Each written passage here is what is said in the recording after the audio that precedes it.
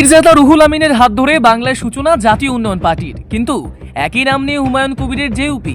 রাজনীতিতে তাহলে কি চলছে? একই নাম কিন্তু ভিন্ন নেতৃত্ব।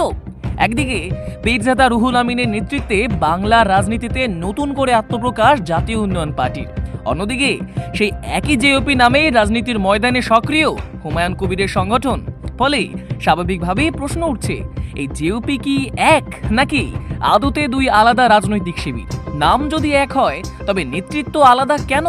আর এর প্রভাবই বা পড়তে পারে কোথায়? রাজনৈতিক মহলের মতে এই নামের দ্বন্দ্ব শুধু কাগজে কলমে নয়, এটা সরাসরি প্রভাব ফেলছে কর্মী সমর্থক এবং সাধারণ মানুষের উপর। বিভ্রান্তি বাড়ছে বিতর্ক, একই নাম ঘিরে দুই রকম দাবি, আর তার মাঝেই উত্তাল হয়ে উঠছে বাংলার রাজনৈতিক ময়দান। পীরজাদা রুহুল আমিনের জেইউপি ও হুমায়ুন কবিরের জেইউপি, এই দ্বন্দ্ব কোন দিকে যাচ্ছে আর এর পরিণতি কি? এক নাম কিন্তু দুই দল। রাজনীতির ময়দানে এই মুহূর্তে সবচেয়ে বড় প্রশ্ন, আসল জেইউপি কোনটা? একই নাম ব্যবহার করে দুই শিবির, দুই রকম দাবি, দুই রকম বক্তব্য, আর তাতেই বিভ্রান্ত সাধারণ মানুষ। এক পক্ষ বলছে আমরাই প্রকৃত জেইউপি, ওরা নাম চুরি করে রাজনীতি করছে।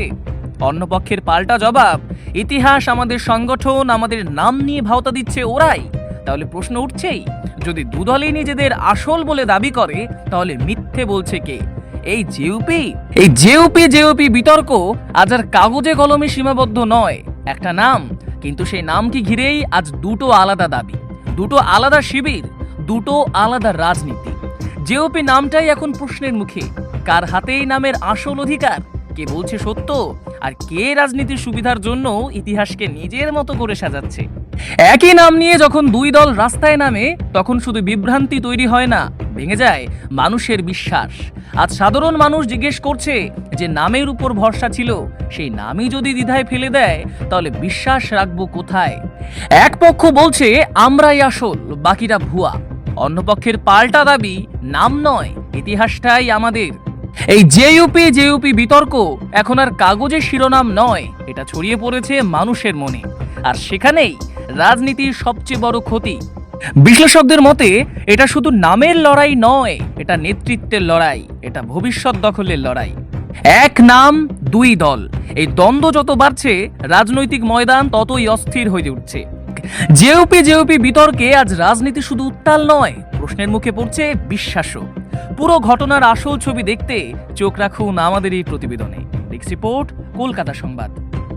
25 বছর মাইনরিটিস, পিছিয়ে পড়া সমাজের যে ছোট ছোট ডিমান্ডসগুলো, কোথাও না কোথাও সরকার সেগুলোকে নজরআন্দাজ করেছে। সরকার এটাকে অ্যাভয়েড করেছে। তারা মনে করেছে যে এরকম বললে মনে হয় এরা আচ্ছা দেখছি করব। ফলে 25-এ বাধ্য হয়ে আমাদেরকে আসা। আমাদের স্পোক্সপারসন বললেন তো 15 জনের মতন, বাড়তেও পারে কমতেও পারে, এটা সময় হলে বোঝা যাবে।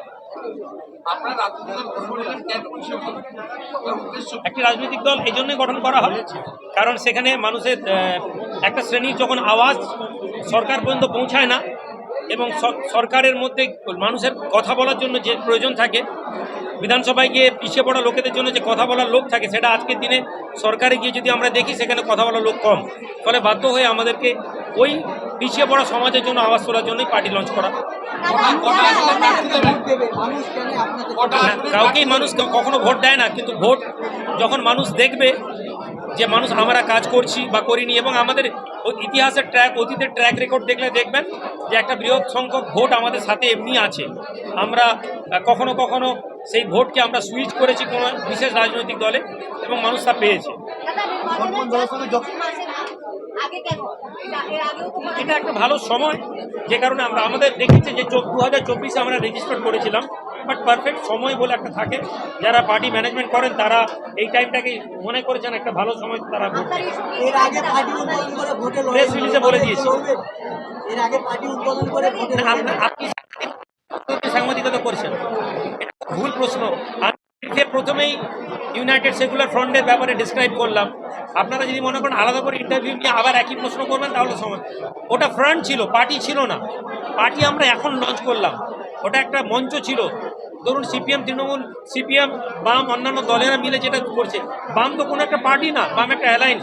ইউএসএফ একটা ফ্রন্টের নাম ছিল, যেখানে আমাকেও আনা হয়েছিল। যারা ছিলেন তারা সবাই মিলে ফ্রন্ট চালাননি, তারা কেউ সরকারের কোলে অলরেডি চলে গেছেন। আমার কাছে ভিডিও আছে, আপনারা পরে ভিডিও দেখে নেবেন। কটা আসলে প্রার্থী দেবেন?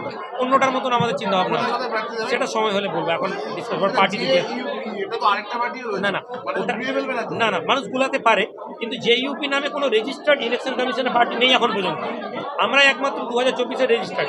এবার কেউ যদি টিএমসি নাম দিয়ে পার্টি বানায় বলতেই পারে, কিন্তু সেটা তো আর টেকনিক্যাল জায়গাটা তো সঠিক না। আমরা জেইউপি রেজিস্টার্ড ইলেকশন কমিশনে, এবং আমরা ইলেকশন কমিশনে অলরেডি সেটা ইনফর্ম করেছি যে কোথাও একটা মিস আন্ডারস্ট্যান্ডিং হচ্ছে, জেইউপি নামে একই শর্ট ফর্মের দুটো দল হবে কিনা। এবার ইলেকশন কমিশন এটার উপর কি সিদ্ধান্ত নেয় দেখা যাক। আপনাকে ইন্ডিপেন্ডেন্ট না কারো ছত্রছায়া আছে? এটা তো আপনারা ভালো করে বলবেন, আমরা কি করে বলবো?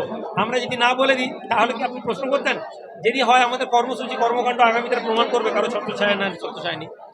ঠিক আছে, আপনার আদর্শ কি থাকে? আমাদের প্রেস এদের রিলিজে লেখা আছে।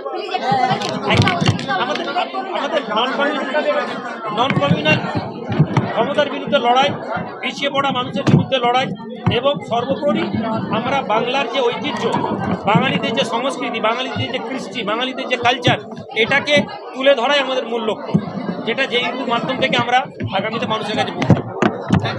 Thank you.